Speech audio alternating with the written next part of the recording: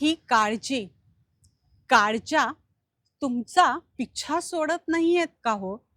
मग ह्या काळज्या नकोतच असं म्हणू नका. काळजी आहे असं म्हणून बघा, त्याची तीव्रता थोडीशी कमी होईल. हा झाला पहिला उपाय. दुसरा उपाय आपल्या सगळ्यांना माहिती आहे दीर्घ श्वसनाचा. जितका वेळ आपण श्वास घेऊ त्याच्यापेक्षा थोडासा अधिक वेळ श्वास सोडायला लावायचा. त्याने मन शांत व्हायला मदत होईल.